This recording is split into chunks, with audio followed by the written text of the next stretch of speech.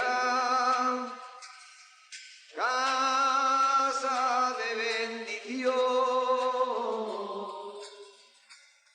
salud de nuestros hijos, morada terrestre del humilde. Fiesta de la Sagrada Familia es un día que habitualmente se nos invita a mirar a la vida oculta de Jesús, a esa vida oculta que él vivió en silencio, ¿verdad? Y de la cual se suele decir que no sabemos mucho, porque en el Evangelio aparecen algunos acontecimientos ligados al nacimiento de Jesús y luego ya pues un episodio aislado cuando tiene 12 años, ¿os acordáis? Que se pierde en el templo y luego ya cuando sale para ser bautizado. Pero en realidad sí que sabemos cómo fue la infancia de Jesús. Y hoy quería dedicar la homilía a explicárosla.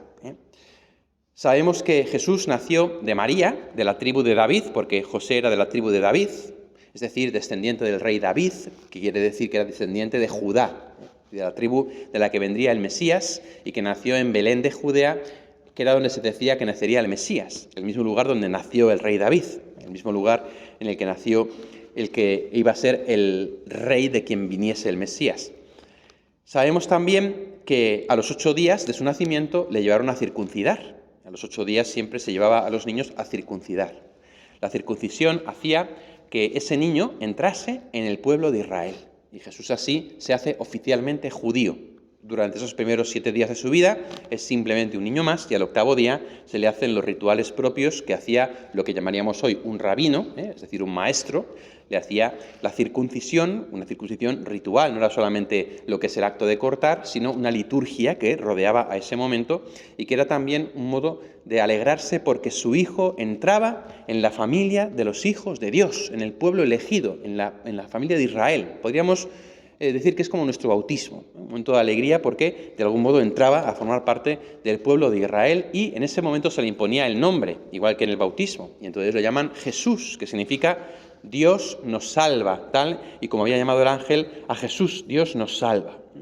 A los 40 días que estuvieron pues primero en Belén, después les dejarían alguna casa allí probablemente. Es muy probable que la circuncisión de Jesús fuese en el mismo Belén, porque allí es donde estaría María recuperándose del parto, y cuando ya estuviese bien, volverían a Nazaret, que era de donde ellos eran, y sabemos que a los 40 días tuvieron que subir a Jerusalén para la purificación de María. Eso lo hacían todos los judíos. Presentaban al niño primogénito, lo que había que hacer era ofrecerlo a Dios y pedir un rescate por él. Entonces, en lugar del niño primogénito, se ofrecía un carnero, o si la familia no era muy rica, pues un par de tórtolas. ¿Por qué? Porque decía la Escritura que todo primogénito pertenece al Señor y que hay que rescatarlo. ¿Por qué? Porque el Señor no quiere sacrificios humanos. En las culturas antiguas de Canaán se sacrificaba a los dioses el hijo primogénito. Y Dios, para quitar esta costumbre del pueblo de Israel, hace que el hijo primogénito tenga que ser rescatado. ¿Cómo? A través de un sacrificio. ¿Qué ofrecieron María y José? 2 tórtolas, lo cual quiere decir que no eran ricos, sino que eran pobres. Eran de familia humilde porque no pudieron permitirse pagar un sacrificio suficientemente grande. Cuando pasaron esos 40 días, Jesús volvió a Nazaret con sus padres y sabemos que José fue avisado por el ángel para irse a Egipto porque Herodes buscaba al niño para matarlo. Fueron efectivamente inmigrantes en Egipto, una lengua desconocida, un lugar desconocido donde no conocían a nadie, pasarían penurias y necesidades. José trabajaría allí haciendo un poco lo que podía hasta que Herodes murió. Herodes murió cuando Jesús todavía era pequeño, más o menos debió morir cuando Jesús tenía unos 4 o 5 años, poco después de la matanza de los inocentes, que fue pues más o menos en torno a unos 3 años después del nacimiento de Cristo, porque dice el Evangelio que Herodes mandó matar a todos los niños de 3 años para abajo. Por lo tanto, sabemos que en torno a esa época fue más o menos cuando había recibido la visita de los magos y cuando se ve burlado, entonces decide matar por si acaso. En torno a los 5 años o por ahí de Jesús, por lo tanto, moría Herodes. Y entonces vuelven otra vez José y María con Jesús a Nazaret y se instalan allí. ¿Cómo es la infancia entonces de Jesús a partir de ahí? Bueno, aprendería a andar y a hablar por mano de sus padres, aprendería la lengua aramea, que era lo que hablaban en ese momento, y también la lengua griega, que sería como nuestro inglés. Igual que ahora los niños aprenden español e inglés, pues Jesús aprendió arameo y griego, y así se fue poco a poco formando. Jesús dio pruebas muy pronto de que tenía una inteligencia avanzada, porque sabemos que sabía escribir, y en aquella época no todos aprendían a leer y escribir. Y por eso sabemos que le debieron llevar a alguna escuela, lo que llamaríamos hoy rabínica, algún maestro de la ley que hubiera en Nazaret, que le comenzaría a instruir en la ley más allá de lo que sus padres le pudieran instruir.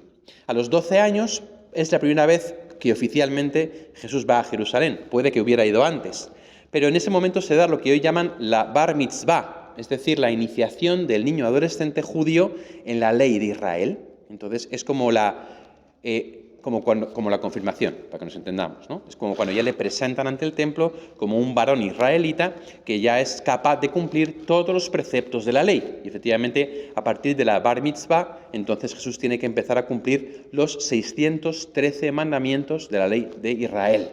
Ya le obligan a partir de ese momento.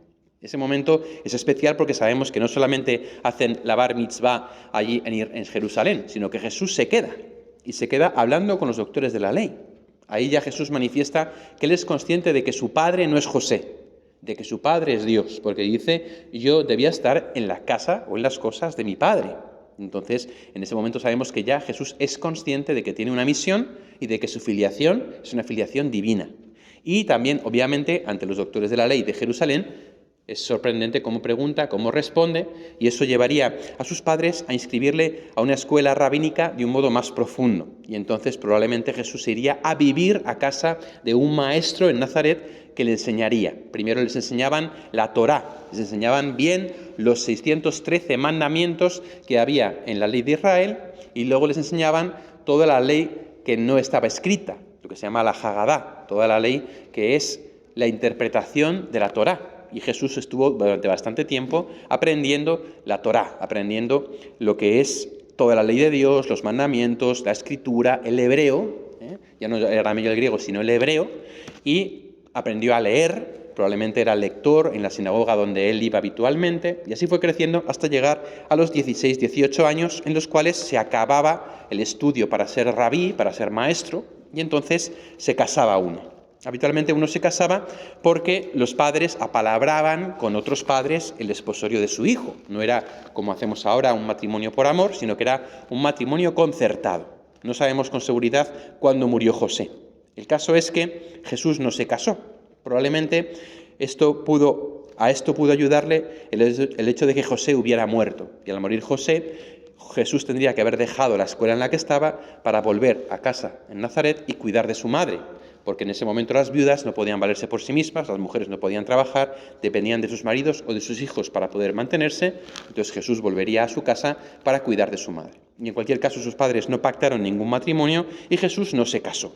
Ahí entramos en lo que llamaríamos hoy la mayoría de edad de Jesús, en la cual él reanudaría el trabajo de carpintero de su padre y trabajaría seguramente en Cafarnaún, una ciudad cercana a Nazaret, donde había mucha demanda de arreglos, de objetos, de muebles, porque era una ciudad donde había gente que tenía dinero y se lo podía permitir, no así Nazaret, que no era una ciudad muy rica. Y Jesús seguramente iría y vendría a Cafarnaún para trabajar y así podría ir poco a poco sacando adelante a su madre, mientras en ese tiempo, después de haberse formado como rabí, como maestro, aprendería ya no solamente la ley judía, sino cómo todo ello se refería a él. Haría una relectura de la Sagrada Escritura en la que se reconocería a sí mismo en ella y entonces iría aprendiendo que la Biblia estaba hablando de él.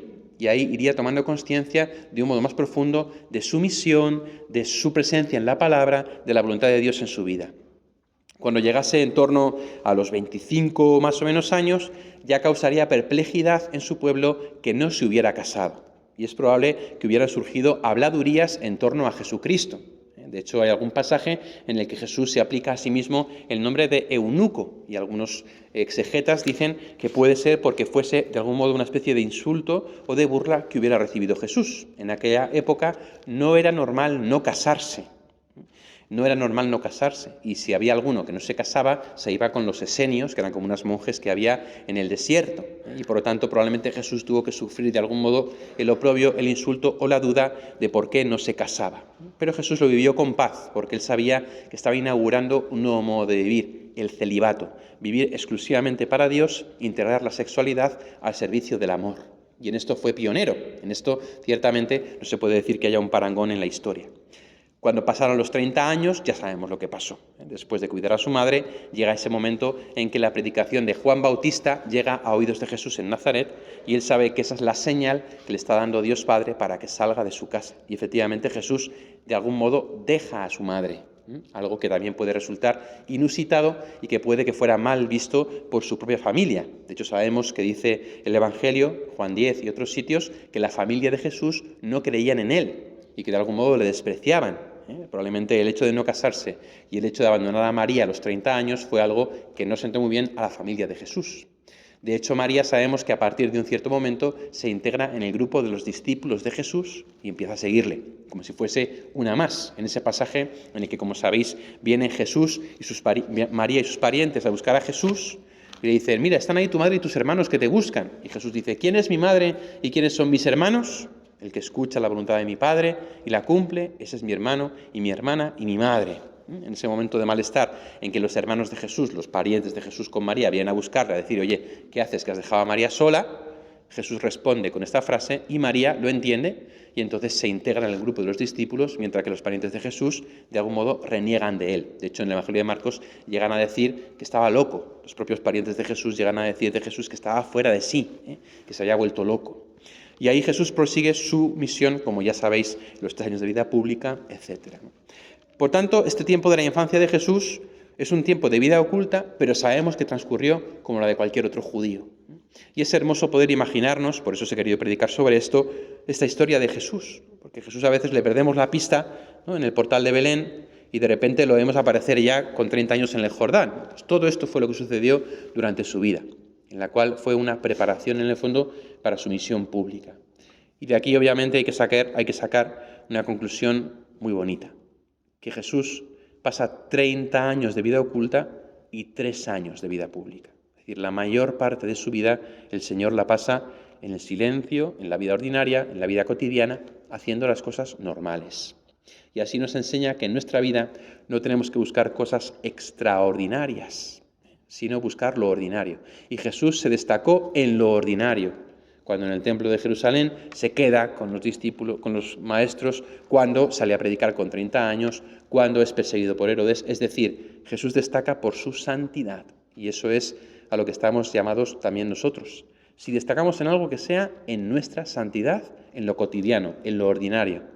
No hace falta hacer cosas raras, ni tener grandes logros, no hace falta tener dones místicos, ni tampoco llamar mucho la atención, sino ser fieles en nuestro día a día. Y el Señor así hace maravillas.